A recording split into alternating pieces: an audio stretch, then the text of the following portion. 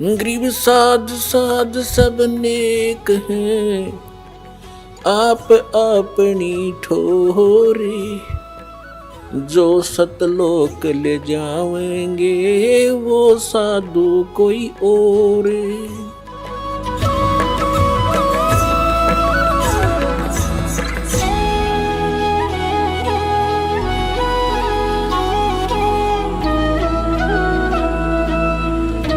ಅವಳ ಗುರು ಹೇಳಿದ, ಮಗಳೇ, ಪೂರ್ವ ಜನ್ಮದಲ್ಲಿ ನೀನು ಬಹಳ ಪುಣ್ಯವನ್ನು ಮಾಡಿರುವೆ, ಬಹಳ ಧರ್ಮವನ್ನು ಮಾಡಿರುವೆ. ಆ ಕಾರಣದಿಂದ ನೀನು ರಾಣಿಯಾಗಿರುವೆ.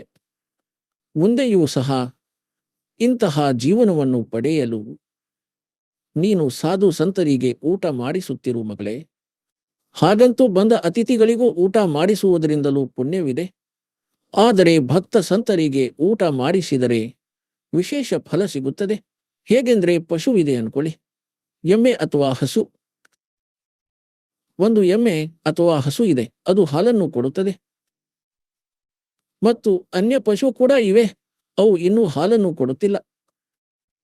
ಅವುಗಳನ್ನು ಸಹ ಸಾಕಬೇಕಾಗುತ್ತದೆ. ಈಗ ಒಂದಂತೂ ಆ ಹಾಲನ್ನು ಕೊಡದಿರುವ ಪಶುವಿಗೆ ಏನು ಮೇವನ್ನು ಹಾಕಲಾಗುತ್ತದೆ, ಆಹಾರವನ್ನು ತಿನ್ನಿಸಲಾಗುತ್ತದೆ, ಅದು ಸಹ ನಮ್ಮ ಕರ್ತವ್ಯವಾಗಿದೆ. ಆದರೆ ಹಾಲು ಕೊಡುವ ಪಶುವಿಗೆ ಮೇವನ್ನು ತಿನ್ನಿಸಲಾಗುತ್ತದೆ, ಹಿಂಡಿ ಕಾಳು ಇತ್ಯಾದಿಗಳನ್ನು ಹಾಕುತ್ತೇವೆ. ಆಗ ಅದು ತಕ್ಷಣವೇ ಲಾಭವನ್ನು ಕೊಡುತ್ತದೆ. ಮತ್ತು ಬೆಳಗ್ಗೆ ಚೆನ್ನಾಗಿ ಮೇವು ತಿನ್ನಿಸಿದರೆ ಸಂಜೆಗೆ ಹೆಚ್ಚು ಹಾಲು ಕೊಡುವುದು. ಅದೇ ರೀತಿ ಸಂತ ಭಕ್ತರು ಹಾಲು ಉಳ್ಳವರು.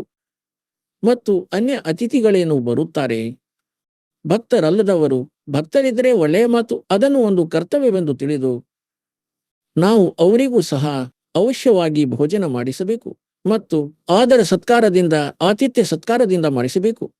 ಆದರೆ ಸಾಧು ಸಂತರಿಗೆ ಊಟ ಮಾಡಿಸಿದ್ದು ಅತ್ಯಧಿಕ ಲಾಭ ಕೊಡುತ್ತದೆ. ಈಗ ಸಾಧು ಸಂತ ಭಕ್ತರು ಶಾಸ್ತ್ರ ವಿರುದ್ಧ ಸಾಧನೆಯನ್ನು ಮಾಡುತ್ತಿದ್ದರೂ ಸಹ ಅವರು ಪೂರ್ವ ಜನ್ಮದ ಪುಣ್ಯಕರ್ಮಿಯಾಗಿದ್ದಾರೆ. ಅವರೇ ಅಲೆಯುತ್ತಿರುತ್ತಾರೆ. ಯಾರೋ ಕಾವಿ ವಸ್ತ್ರವನ್ನು ಧರಿಸುತ್ತಾನೆ, ಯಾರೋ ಗಡ್ಡ ಬೆಳೆಸುತ್ತಾನೆ, ಯಾರೋ ತಲೆ ಬೋಡಿಸಿಕೊಂಡಿರುತ್ತಾನೆ, ಮಾರ್ಗದರ್ಶನ ಸಿಕ್ಕಿರುವಂತೆ. ಏಕೆಂದರೆ ಅವನಿಗೆ ಪರಮಾತ್ಮ ಬೇಕು.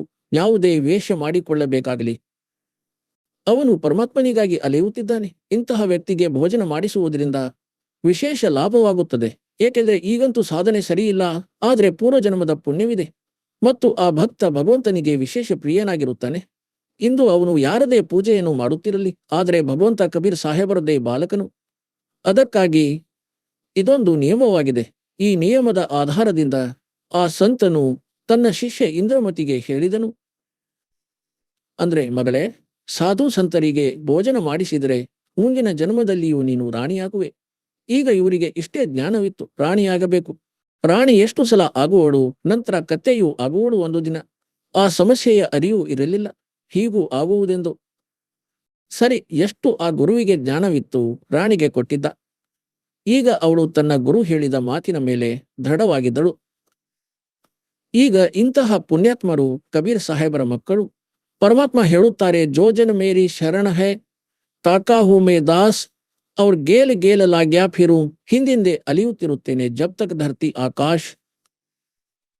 ನಿಮಗೆ ತುಂಬಾ ಸಲ ಹೇಳಿರು, ಏಕೆಂದ್ರೆ ಇದು ಆಧ್ಯಾತ್ಮ ಮಾರ್ಗವಾಗಿದೆ. ಪುಣ್ಯಾತ್ಮರೇ, ನೀವು ಕೇವಲ ಕಥೆ ಕೇಳಿದ್ದೀರಿ. ಈ ರಾಮಕೃಷ್ಣನದ್ದು ಮತ್ತು ಸುಧಾಮನದ್ದು, ಶಬರಿ ಮತ್ತು ರಾಮನದ್ದು, ರಾಮ ರಾವಣನ ಯುದ್ಧ, ಮಹಾಭಾರತದ ಯುದ್ಧ, ಇದು ಒಂದು ಇತಿಹಾಸವಾಗಿದೆ. ಆದರೆ ಆಧ್ಯಾತ್ಮ ಮಾರ್ಗವಿರಲಿಲ್ಲ. ಈಗ ಇದಾಗಿದೆ ಸಂಪೂರ್ಣ ಆಧ್ಯಾತ್ಮ ಮಾರ್ಗ, ಜ್ಞಾನ. ಇದನ್ನು ಬಹಳ ರೀತಿಯಿಂದ ತಿಳಿಸಬೇಕಾಗುತ್ತದೆ. ಈಗ ರಾಣಿಯು ಗುರುಗಳು ಹೇಳಿದ ಮಾತಿನ ಮೇಲೆ ದೃಢವಾಗಿದ್ದಳು ಮತ್ತು ಅವಳು ಯೋಚಿಸಿದಳು, ಸಾಧು ಸಂತರಿಗೆ ಭೋಜನ ಮಾಡಿಸುವುದು ಅನಿವಾರ್ಯವಾಗಿದೆ. ಅವಳು ತನ್ನಷ್ಟಕ್ಕೆ ಒಂದು ನಿಯಮ ಮಾಡಿಕೊಂಡಳು, ತಾನು ಮರೆಯಬಾರದೆಂದು. ಪ್ರತಿದಿನ ಸಂತರಿಗೆ, ಎಷ್ಟೆಲ್ಲ ಹತ್ತಿರದಲ್ಲಿ ಸಂತರಿದ್ದಾರೆ, 2, 4, 10, ಕನಿಷ್ಠ ಒಬ್ಬರಿಗಂತೂ ಭೋಜನ ಮಾಡಿಸಿಯೇ ನಾನು ನಂತರ ಭೋಜನ ಮಾಡುವೆ ಎಂದು ತನ್ನ ನೌಕರರಿಗೆ ಹೇಳಿದಳು. ಏನೆಂದರೆ, ಹತ್ತಿರದಲ್ಲಿ ಕಾಡಿನಲ್ಲಿ ಯಾರೇ ಸಾಧು ಸಂತರಿರಲಿ, ಅವರಿಗೆ ಪ್ರಾರ್ಥಿಸಿ ಪ್ರತಿದಿನ ಇಲ್ಲಿ ಭೋಜನ ಮಾಡಿ ಹೋಗಿ ಎಂದು, ಮತ್ತು ಬರಲಾಗದವರಿಗೆ ಅಲ್ಲಿಯೇ ತಲುಪಿಸಿ. ತನ್ನ ಕೈಯಿಂದ ರೊಟ್ಟಿ ಮಾಡುತ್ತಿದ್ದಳು ರಾಣಿಯಾಗಿ. 10 ಸಂತರು ಬರಲಿ, 5 ಬರಲಿ ಅಥವಾ 20 ಬರಲಿ, ಈ ರೀತಿ ನಡೆಯುತ್ತಿತ್ತು. ಈಗ ಒಂದು ಸಲ ಏನಾಯಿತು ಅಂದ್ರೆ, ಕುಂಭಮೇಳದ ಸಂಸ್ಕಾರ ಕೂಡಿ ಬಂತು. ಕುಂಭಮೇಳದಲ್ಲಿ ಹರಿದ್ವಾರಕ್ಕೆ ಹೋದರು ಎಲ್ಲ ಸಾಧು ಸಂತರು ಸ್ನಾನವನ್ನು ಮಾಡಲು ಕಾಲ್ನಡಿಗೆಯಲ್ಲಿ ಹೋಗಬೇಕಾಗುತ್ತಿತ್ತು. ಅದಕ್ಕೆ 10-15 ದಿನದ ಪ್ರೋಗ್ರಾಂ ಆಗೇ ಆಗುತ್ತಿತ್ತು. ಯಾವುದೇ ಸಂತ ಆ ಕ್ಷೇತ್ರದಲ್ಲಿ ಕಾಣಲಿಲ್ಲ. ಈಗ ರಾಣಿ ನೋಡಿದಳು, ಸಾಧುಗಳಂತೂ ಬರಲಿಲ್ಲ. ವಿಚಾರಿಸಿ ಬನ್ನಿ, ವಿಚಾರಿಸಿಕೊಂಡು ಬಂದರು. ಸಾಧುಗಳು ಇರಲಿಲ್ಲ, ಎಲ್ಲರೂ ಹೋಗಿದ್ದಾರೆ. ಎಲ್ಲರ ಗುಡಿಸಲು ಖಾಲಿ ಬಿದ್ದಿವೆ. ಗೊತ್ತಾಯಿತು ಅವರು ತೀರ್ಥ ಭ್ರಮಣಕ್ಕೆ ಹೋಗಿದ್ದಾರೆಂದು. ರಾಣಿ ಒಂದು ಪ್ರತಿಜ್ಞೆ ಮಾಡಿಕೊಂಡಿದ್ದಳು, ಎಲ್ಲಿಯ ತನಕ ಸಂತರಿಗೆ ಭೋಜನ ಮಾಡಿಸುವುದಿಲ್ಲವೋ ತಾನು ಭೋಜನ ಮಾಡುವುದಿಲ್ಲವೆಂದು. 1 ದಿನ ಕಳೆಯಿತು, 2 ದಿನ ಕಳೆಯಿತು. ರಾಣಿಯಾಗಿದ್ದಳು, ಹಸಿವಿನಿಂದ ಬಹಳ ಇದ್ದವಳಲ್ಲ. 3ನೇ ದಿನ ಅವಳು ಕಣ್ಣು ಮುಚ್ಚತೊಡಗಿದಳು, ಸಾಯುವ ಎಂದು. ಪತಿಯೂ ಸಹ ತಿಳಿಸಿದ, ನೀನೇಕೆ ಜೀವನ ನಾಶ ಮಾಡಿಕೊಳ್ಳುವೆ, ಮಾಡಿಕೋ ಭೋಜನವನ್ನು. ಸಾಧುಗಳು ಬಂದಾಗ ಮಾಡಿಸುವಂತೆ, ಏನಾಗುವುದು? ಇಲ್ಲ, ಸಾಯುವೆ, ಆದರೆ ನಾನು ಭೋಜನ ಮಾಡುವುದಿಲ್ಲ. ಈಗ ದುಃಖವನ್ನು ನೋಡಲಾಗದು ಆ ಪರಮಪಿತನಿಂದ. ದ್ವಾಪರ ಯುಗದಲ್ಲಿ ಪರಮಾತ್ಮ ಕರುಣಾಮಯ ಹೆಸರಿನಿಂದ ಬಂದಿದ್ದರು. ಇದೇ ಕಬೀರ ಭಗವಂತ, ಆ ಸಮರ್ಥ ಪರಮಾತ್ಮ, ಅಮರ ಪುರುಷ. 4 ಯುಗಗಳಲ್ಲಿ ಬರುತ್ತಾರೆ ಪರಮಾತ್ಮ. ಹೇಳುತ್ತಾರೆ, ಸತ್ಯುಗಮೇ ಸತ್ತ ಸುಕೃತ ಕಟೇರಾ, ತ್ರೇತಾ ನಾಮ ಮುನೀಂದ್ರ ಮೇರಾ, ದ್ವಾಪರ ಮೇ ಕರುಣಾಮಯ ಕಹಾಯ, और ಕಲಿಯುಗ ನಾಮ ಕಬೀರ ಧರಾಯ. 4 ಯುಗಗಳಲ್ಲೂ ಬಂದಿದ್ದೇನೆಂದು ಪರಮಾತ್ಮ ಹೇಳುತ್ತಿದ್ದರು. ಹೀಗೆ ದ್ವಾಪರದಲ್ಲಿ ಕರುಣಾಮಯ ಹೆಸರಿನಿಂದ ಬಂದಿದ್ದರು. ಈಗ ಅವರು ನೋಡಿದರು, ಇವಳು ಸಾಯುವಳು, ಮುಗ್ಧ ಭಕ್ತೆ. ಒಬ್ಬ ಸಾಧುವಿನ ರೂಪ ಧರಿಸಿ ಪರಮಾತ್ಮ ಅಲ್ಲಿ ದೂರದಿಂದ ಬರುವಂತೆ ಕಂಡರು ರಾಜನ ಅರಮನೆ ಕಡೆಗೆ. ರಾಣಿ ಹೇಳಿದಳು ತನ್ನ ಕೆಲಸದವಳಿಗೆ, ಸೇವಕಿ, ಹೇ ದಾಸಿ, ಒಂದೊಮ್ಮೆ ನೀನು ನಿನ್ನ ರಾಣಿಯ ಜೀವನವನ್ನು ಬಯಸಿದರೆ ನೋಡು, ಎಲ್ಲಾದರೂ ಸಾಧು ಸಂತ ಇರಬಹುದೇನೋ. ಇಲ್ಲದಿದ್ದರೆ ಸಂಜೆಯ ತನಕ ನಿನ್ನ ರಾಣಿ ಪ್ರಾಣ ಬಿಡುತ್ತಾಳೆ. ಈಗ ಆ ದಾಸಿ ದುಃಖಿಯಾಗಿ ಮಾಳಿಗೆಯ ಮೇಲೆ ಹೋದಳು. ಈಗ ಅವಳು ಎಲ್ಲಿ ನೋಡಬೇಕು ಪಾಪ. ಆದರೆ ಅವಳೇನು ನೋಡಿದಳು ಅಂದ್ರೆ, ಮುಂದೆ ಒಬ್ಬ ಸಂತನ ರೂಪದಲ್ಲಿ ಬಿಳಿ ವಸ್ತ್ರದಲ್ಲಿ ದಾಡಿಯೂ ಇತ್ತು, ತಲೆಯಲ್ಲಿ ಚಿಕ್ಕ ಚಿಕ್ಕ ಕೂದಲುಗಳಿವೆ, ಬರುತ್ತಿದ್ದಾನೆ ಸಿಂಪಲ್ ಆಗಿರುವ ಸಾಧು. ಕೊರಳಲ್ಲಿ ಮಾಲೆಯನ್ನು ಧರಿಸಿದ್ದಾರೆ ದಾತನು. ನೋಡುವವರಿಗೆ ಸ್ವಲ್ಪ ಮಹಾತ್ಮನಂತೆ ಕಾಣಬೇಕೆಂದು, ಏಕೆಂದರೆ ನಾವು ಮಹಾತ್ಮರೆಂದು ಅವರನ್ನೇ ನಂಬುತ್ತೇವೆ. ದಾಡಿ ಇದ್ದು, ಉದ್ದುದ್ದ ಕೂದಲುಗಳಿದ್ದು, ತಿಲಕವನ್ನು ಹಚ್ಚಿರಬೇಕು, 4-5 ಮಾಲೆಗಳನ್ನು ಧರಿಸಿರಬೇಕು, ಕಿವಿಗಳಲ್ಲಿ ಕುಂಡಲಗಳನ್ನು ಧರಿಸಿರಬೇಕು. ಹಾಗಾಗಿ ಪರಮಾತ್ಮನು ಆ ರೀತಿಯ ಸ್ವಲ್ಪ ವೇಷಭೂಷಣವನ್ನು ಮಾಡಿಕೊಂಡಿದ್ದರು. ಆ ಸೇವಕಿ ವೇಗವಾಗಿ ಕೆಳಗೆ ಬಂದಳು ಮತ್ತು ರಾಣಿಗೆ ಹೇಳಿದಳು, ಒಬ್ಬ ಮಹಾತ್ಮನಂತೆ ಕಾಣುತ್ತಾನೆ, ವಸ್ತ್ರವಂತೂ ಕೆಂಪಾಗಿಲ್ಲ, ಆದರೆ ಮುಖ ಸಾಧುವಿನಂತೆ ಕಾಣುತ್ತಿದೆ.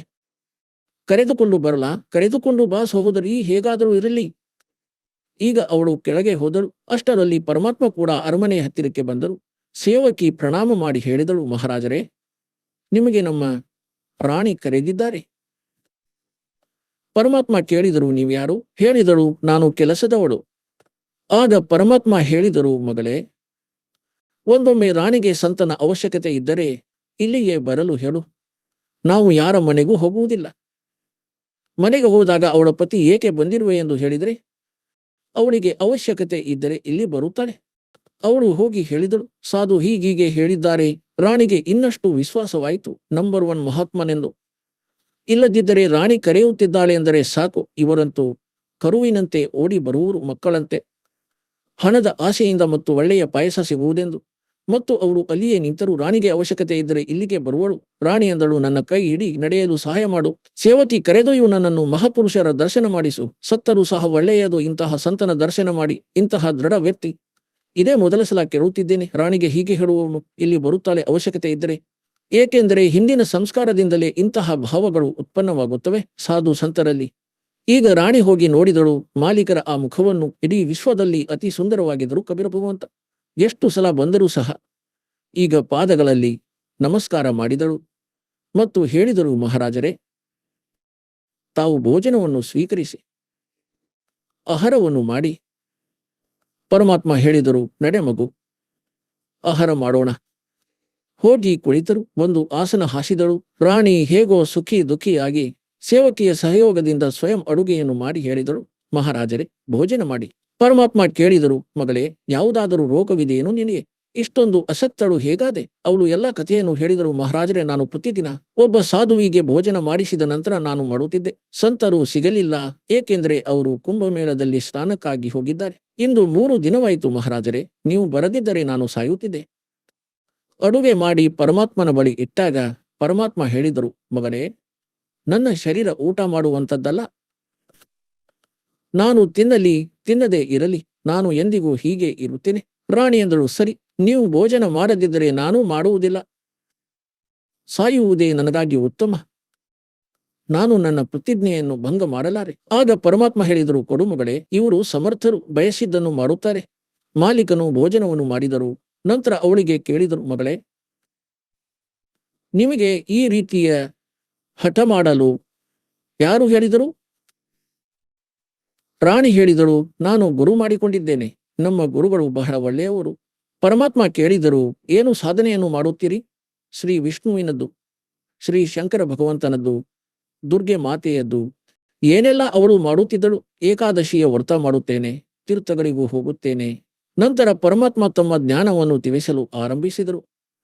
ಆಗ ಆ ರಾಣಿ ಏನಿದ್ದಳು, ಈಗ ಶ್ರದ್ಧಾಳುಗಳಂತೂ ಭಾವುಕರಾಗಿರುತ್ತಾರೆ. ಅಂತೆಯೇ ಈ ದಾಸನು ಪ್ರಾರಂಭದಲ್ಲಿ ಈ ಅನ್ಯ ಪಂಥದವರಿಗೆ ಹೇಳುತ್ತಿದ್ದ. ಪ್ರವಚನ ಕೇಳಲು ಸಂಪರ್ಕದಲ್ಲಿ ಬಂದಾಗ, ಅಂದ್ರೆ ನಿಮ್ಮ ಮಂತ್ರಗಳು ತಪ್ಪು, ನಿಮ್ಮ ಗುರು ಪೂರ್ಣವಲ್ಲ, ನಿಮ್ಮ ಸಾಧನೆ ತಪ್ಪಾಗಿದೆ. ಈ ರಾಧಾಸ್ವಾಮಿ, ಧನ್ಧನ್ ಸದ್ಗುರು, ಜಯಗುರುದೇವದವರು ಮತ್ತು ಈ ಎಲ್ಲ ನಿರಂಕಾರಿದವರು ಅವರು ಬರುತ್ತಿದ್ದರು ಪ್ರವಚನವಿದೆ ಎಂದು ಕೇಳಿ. ಮತ್ತು ಈ ದಾಸ ಅವರಿಗೆ ಸತ್ಯವನ್ನು ಹೇಳಿದಾಗ ಕೋಪಗೊಳ್ಳುತ್ತಿದ್ದರು, ಎದ್ದು ಹೋಗುತ್ತಿದ್ದರು. ನೀವಂತೂ ನಿಂದೆ ಮಾಡುತ್ತೀರಿ, ಯಾವುದೇ ಸಂತರ ನಿಂದೆ ಮಾಡಬಾರದು, ಪಾಪ ಹತ್ತುವುದು. ಅರೆ ಭಲೆ ವ್ಯಕ್ತಿಗಳೇ, ನಿಂದೆ ಏನು ಮಾಡಿದೆ ನಾನು? ನಿನ್ನ ಗುರುವನ್ನು ಕಳ್ಳನೆಂದು ಹೇಳಿಲ್ಲ, ಡಾಕು ಎಂದು ಸಹ ಹೇಳಿಲ್ಲ, ಅವರ ಜ್ಞಾನ ತಪ್ಪೆಂದು ಹೇಳಿದ್ದೇನೆ. ಜ್ಞಾನದಲ್ಲಿ ಕೊರತೆ ಇದೆ ನಿಮ್ಮ ಗುರುಗಳದ್ದು. ಸಂತರಂತೂ ಒಳ್ಳೆಯವರೇ ಇರುತ್ತಾರೆ, ಆದರೆ ತಿಳಿಯಲಿಲ್ಲ. ಶ್ರದ್ಧಾಳುಗಳು ಇರುತ್ತಾರೆ, ತಮ್ಮ ಗುರುಗಳ ಬಗ್ಗೆ ಕೆಟ್ಟದನ್ನು ಕೇಳುವುದಿಲ್ಲ. ಮತ್ತು ಈಗ ಬರುತ್ತಿದ್ದಾರೆ, ಅಳುತ್ತಾ ನಾಶವಾದ ಮೇಲೆ ಬಿಕ್ಕಿ ಬಿಕ್ಕಿ ಅಳುತ್ತಾರೆ, ನಾಶವಾಯಿತೆಂದು. 30 ವರ್ಷವಾಯಿತು ರಾಧಾಸ್ವಾಮಿಯಲ್ಲಿ ಜೀವನ ಕಳೆದುಕೊಂಡೆವು, ಎಲ್ಲ ಕಳೆದುಕೊಂಡೆವು. ಒಬ್ಬನೇ ಮಗನಿದ್ದ, ಅವನು ಸಹ ಮರಣ ಹೊಂದಿದ. ನೋಡಿ ಏನು ಸಿಕ್ಕಿತು ಆ ರಾಧಾಸ್ವಾಮಿಯಲ್ಲಿ, ಧನ್ಧನ್ ಸದ್ಗುರು ಪಂಥದಲ್ಲಿ. ಸತ್ಯ ಹೇಳಿದರೆ ಕೋಪಗೊಳ್ಳುತ್ತಿದ್ದರು. ಮತ್ತು ಇಲ್ಲಿನ ಇತಿಹಾಸವನ್ನು ನೋಡಿಕೊಳ್ಳಿ. 1994ರಿಂದ ಸೇರಿದವರ ಸುಖಗಳನ್ನು ನೋಡಿ. ಅವರ ಮನೆಯಲ್ಲಿ ಯಾವುದೇ ದುರ್ಘಟನೆಯಾಗಿದ್ದರೆ ಕೇಳಿ ನೋಡಿ. ಲಕ್ಷಾಂತರ ಸಂಖ್ಯೆಯಲ್ಲಿ ಭಕ್ತರಿದ್ದಾರೆ. ಹೀಗಾಗಿ ಭಗವಂತನ ಶರಣ ಬೇರೆಯೇ ಆಗಿರುತ್ತದೆ.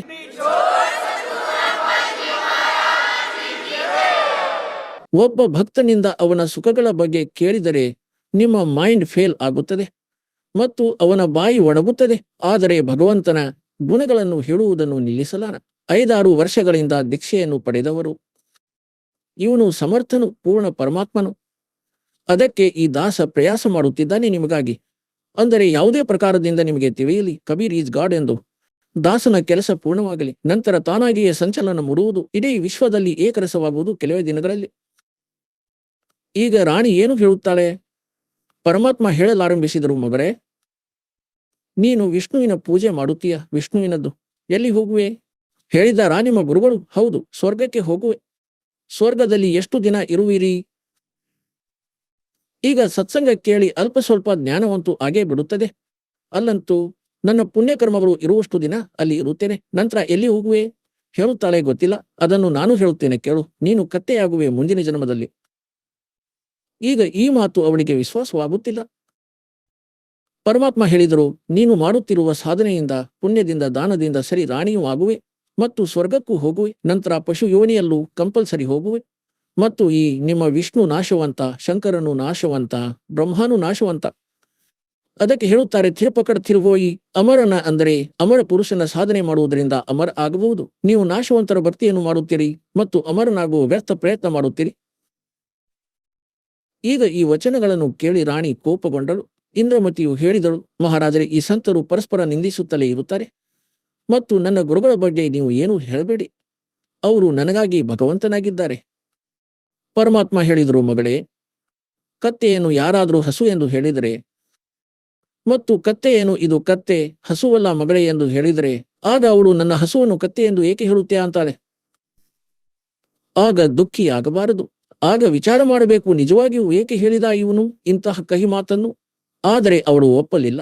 ಪುಣ್ಯಾತ್ಮರೇ, ತನ್ನ ಮಕ್ಕಳ ಹತ್ತಿರಕ್ಕೆ ತಲುಪಲು ಪರಮಾತ್ಮನಿಗೆ ಎಷ್ಟು ಪ್ರಯತ್ನ ಮಾಡಬೇಕಾಗುತ್ತದೆ. ಈ ಕಾಲನ ದೂತರು ಎಷ್ಟೊಂದು ಗೊಂದಲಗೊಳಿಸಿದ್ದಾರೆ.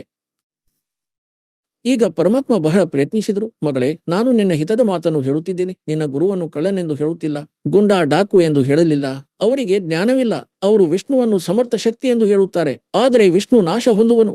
ಹಾಗಿದ್ದಲ್ಲಿ ನಿಮ್ಮ ರಕ್ಷಣೆ ಹೇಗೆ ಮಾಡುತ್ತಾನೆ? ಶಿವನನ್ನು ನೀವು ಭಗವಂತನೆಂದು ನಂಬುತ್ತೀರಿ. ಪರಮಾತ್ಮ ಹೇಳಿದರು, ಯಾವಾಗ ಭಸ್ಮಗಿರಿ ಹೆಸರಿನ ಒಬ್ಬ ಸಂತನು ನಿನ್ನ ಶಂಕರ ಭಗವಂತನ ಎದುರಲ್ಲಿ ಮೇಲೆ ಕಾಲು ಕೆಳಗೆ ತಲೆ ಮಾಡಿ 12 ವರ್ಷ ತಪಸ್ಸು ಮಾಡಿದ. ನೀವು ಓದಿರಬೇಕು ಪುರಾಣಗಳಲ್ಲಿ. ಹೌದು, ಓದಿದ್ದೇನೆ, ಕೇಳಿದ್ದೇನೆ. ಮತ್ತು ಯಾವಾಗ ಭಸ್ಮ ಕಡಗವನ್ನು ಶಿವನಿಂದ ಪಡೆದು ಭಗವಂತ ಶಿವನನ್ನೇ ಕೊಲ್ಲುವ ಪ್ರಯತ್ನ ಮಾಡತೊಡಗಿದ ಆ ಭಸ್ಮಾಸುರನು, ಆಗ ಭಗವಂತ ಶಿವನು ಏನು ಮಾಡಿದ? ಓಡಿ ಹೋಗಿದ್ರಲ್ಲ ಅವರು.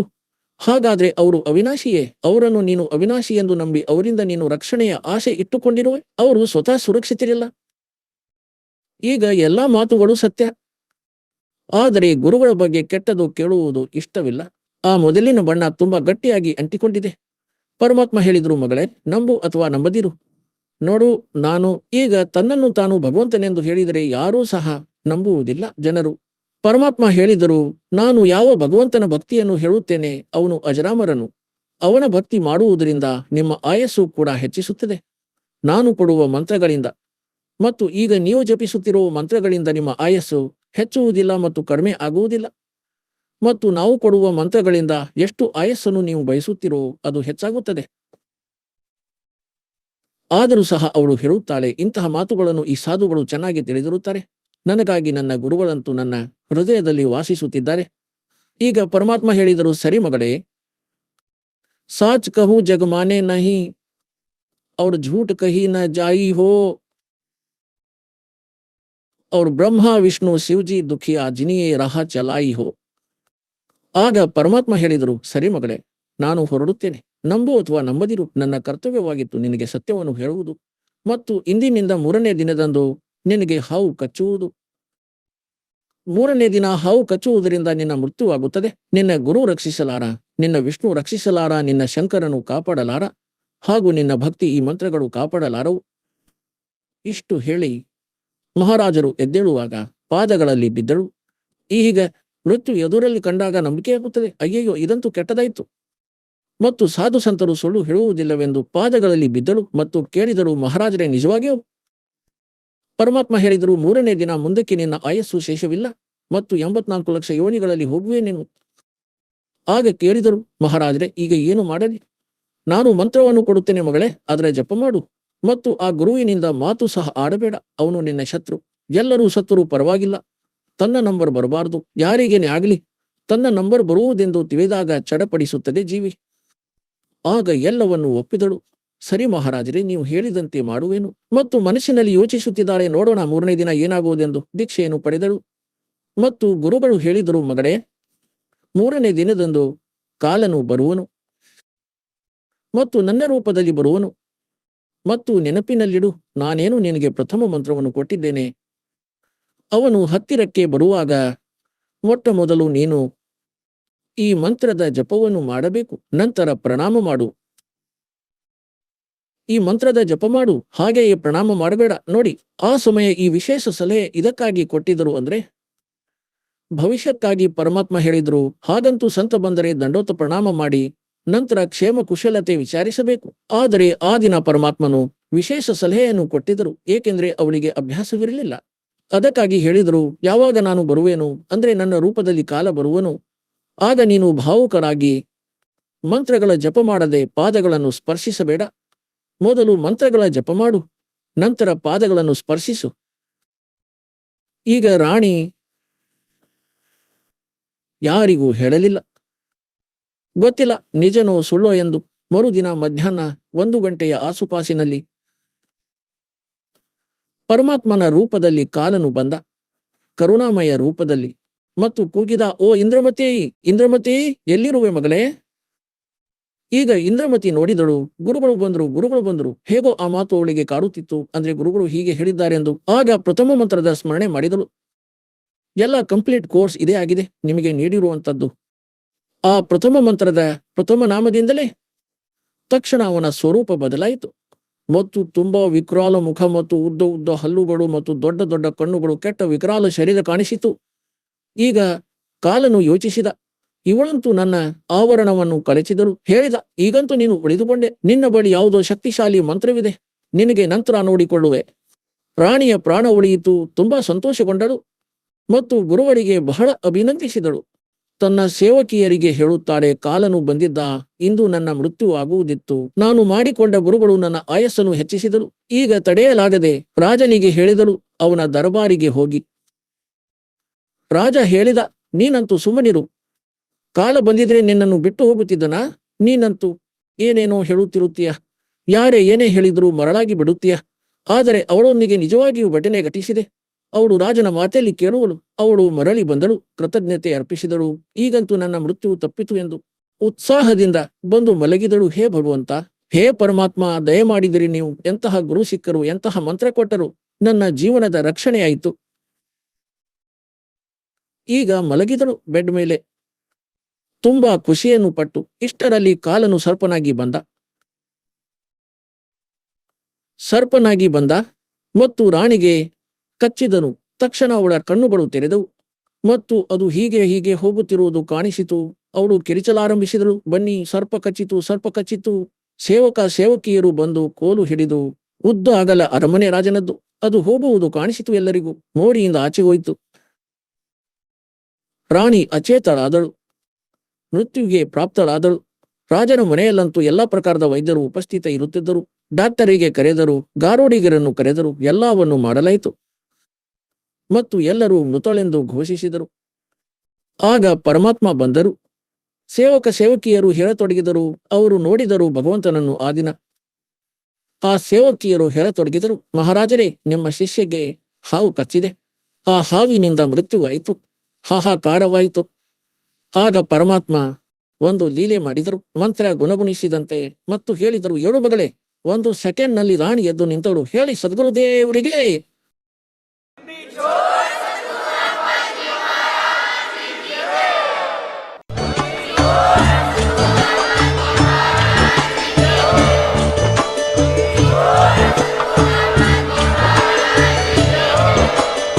ನೀವು ಕೇಳಿದ್ದೀರಿ ಜಗದ್ಗುರು ತತ್ವದರ್ಶಿ ಸಂತ ರಾಮ್ಪಾಲ್ ಮಹಾರಾಜರ ಮಂಗಳ ಪ್ರವಚನ.